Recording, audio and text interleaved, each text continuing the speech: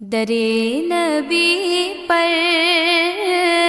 حضرت جبرائیل علیہ السلام نے کہا، اے محمد صلی اللہ علیہ وآلہ وسلم، خدا تعالیٰ نے جب مجھے پیدا کیا 10,000 برس تک میں ٹھہرا رہا، مجھے نہ معلوم ہوا کہ میں کیا کروں۔ پھر مجھے پکارا، اے جبرائیل علیہ السلام، تب مجھے معلوم ہوا کہ میرا نام جبرائیل علیہ السلام ہے۔ میں نے کہا، لبیک اللہم لبیک۔ ارشاد فرمایا، میری تقدیس بیان کر۔ میں 10,000 برس تک خدا کی تقدیس میں مصروف رہا۔ پھر مجھ سے ارشاد فرمایا، میری بزرگی بیان کر۔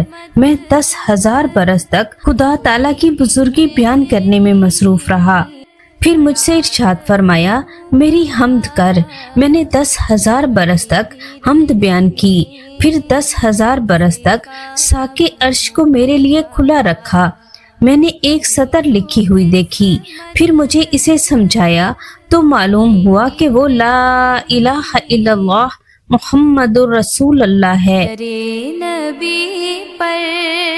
میں نے عرض کیا، اے رب العالمین، محمد رسول اللہ کون ہیں؟